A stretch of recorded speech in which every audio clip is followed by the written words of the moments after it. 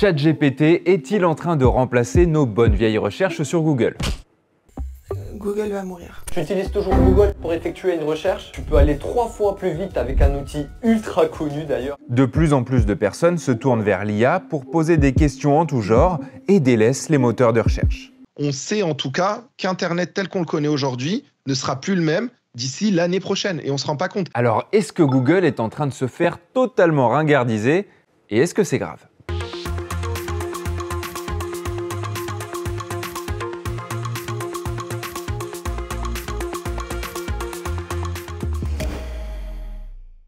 Depuis les années 2000, le moteur de recherche Google martyrise tous ses concurrents, il ne leur laisse aucune chance. La référence en matière de moteur de recherche sur Internet, c'est lui, Google. Google, moteur de recherche incontournable, chouchou des Français. À tel point que le mot googlisé fait son entrée dans le dictionnaire en 2018. De nombreux concurrents se sont frottés à Google, Yahoo, Bing, MSN, mais sans vraiment l'inquiéter.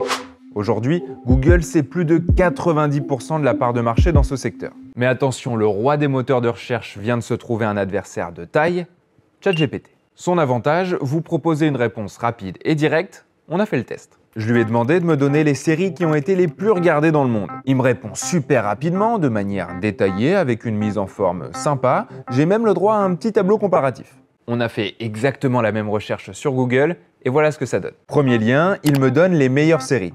C'est pas ce que j'ai demandé. Deuxième lien, encore les meilleures séries. Toujours pas ce que j'ai demandé. Troisième lien, les séries les plus vues sur Netflix. On se rapproche de ce que je veux, mais c'est pas totalement ça. Pour avoir ma réponse, il a fallu que je clique sur 9 liens, ça m'a pris une dizaine de minutes, et il a fallu que je fouille en faisant des comparaisons entre les infos des différents sites. À la vue de ce test, Google a pris un petit coup de vieux, alors est-ce que c'est le début de la fin pour l'illustre moteur de recherche? Jusqu'à l'année dernière, ChatGPT ne faisait pas de recherche sur Internet, donc Google était plutôt serein pour l'avenir de son moteur de recherche. Mais ça, c'était avant, parce que le 31 octobre dernier, communiqué d'OpenAI, la maison mère de ChatGPT. ChatGPT sait désormais faire des recherches web bien plus efficaces. Vous n'avez plus besoin de passer par un moteur de recherche.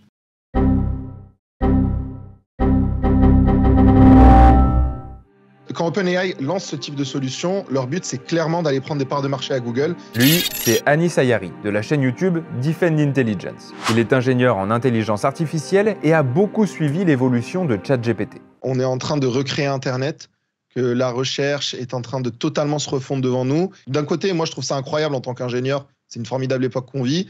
De l'autre côté, pour l'utilisateur lambda, on peut se sentir perdu, mais c'est normal. Pourquoi Google paraît un peu à la traîne sur ce terrain-là? Il y a une raison principale. Son modèle économique, c'est pas du tout le même que celui de ChatGPT. Google vide la pub, il y en a partout quand on fait des recherches. Là, là ou encore là. Et on l'a vu, quand on pose une question à ChatGPT, il n'y en a pas. Donc en gros, difficile pour Google de dire on arrête tout, on abandonne tous nos revenus via les pubs et on fait tout comme ChatGPT. Et ça, en un claquement de doigts. Ça n'a pas claqué. Alors est-ce que ça veut dire que Google est mort et enterré? Non, Google a déjà lancé sa riposte. Vous pouvez demander au mode IA des requêtes plus longues et plus complexes, comme celle-ci. Ça, c'était le 20 mai dernier. Lors d'une grande présentation, Google a lancé sa propre intelligence artificielle pour la recherche. Vous lui posez une question et il vous répond, un peu à la manière de ChatGPT. Ce mode IA est déjà disponible aux États-Unis, pas encore en France, et devrait être directement intégré à la barre de recherche de Google au fil du temps. Ce qu'on est en train de voir à travers la bataille entre ces deux géants de l'informatique, c'est la création du futur de la recherche sur Internet. Le futur de la recherche par Internet, ça va être en vérité non plus de naviguer, non plus de surfer sur des pages Internet, mais de parler avec des pages Internet en vérité. Bon, ce nouveau modèle de recherche, ça a l'air sympa, mais il y a quand même plein de mais. 1er mai, la fiabilité. L'IA n'est pas parfaite dans ses réponses, elle s'améliore, mais il lui arrive encore de se tromper, et parfois elle invente carrément des réponses, on appelle ça des hallucinations. Le problème, c'est que chaque fois que ChatGPT dit une bêtise, et il en dit encore beaucoup, on a beaucoup plus tendance à le croire que lorsque Google va nous faire apparaître des résultats de recherche qui apparaissent un petit peu étranges ou erronés. C'est un outil qui est beaucoup plus fort en termes de simulation d'expertise. Et cette simulation d'expertise, elle peut être très problématique dès lors qu'on arrive sur des sujets un petit peu sensibles qui tiennent effectivement à la santé, au juridique. 2e mai, la neutralité. Pour l'instant, il n'y a pas de modèle économique à ces nouveaux moteurs de recherche comme ChatGPT, à part payer un abonnement pour avoir des fonctionnalités plus poussées, parce qu'on l'a vu, il n'y a pas de pub. Mais on peut imaginer qu'à l'avenir, des entreprises payent Google ou OpenAI pour apparaître dans la réponse qui vous sera donnée. Et contrairement à la recherche actuelle, vous n'avez pas la liberté de cliquer sur plusieurs liens pour vous faire votre propre avis. Troisième mais, au revoir les pages web? On n'y pense pas instinctivement, mais quand on fait des recherches sur ChatGPT et qu'il nous fournit des réponses, on va plus sur les sites internet. Donc les sites, que ce soit Wikipédia, des médias, des blogs, perdent en visiteurs. Ceux qui viennent les consulter désormais, ce sont des robots qui prennent leur contenu pour les recracher sur ChatGPT.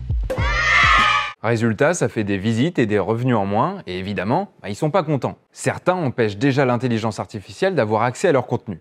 Un groupe d'universitaires indépendants a constaté que 30% des sites les plus importants du monde, comme le New York Times ou le Guardian, interdisent les IA de reprendre leurs données. L'IA se passe donc de sources considérées comme très fiables. Dernier point noir, c'est l'écologie. Faire une recherche avec ChatGPT, c'est bien plus polluant que faire une recherche sur Google à l'heure actuelle. Ça consomme notamment de l'eau pour refroidir les serveurs, de l'électricité et ça rejette du CO2. Alors Google aussi, mais beaucoup moins, et c'est pas nous qui le disons, c'est ChatGPT lui-même. ChatGPT pollue nettement plus qu'une recherche Google, souvent 10 à 20 fois plus par requête. Ouais, ça fait beaucoup.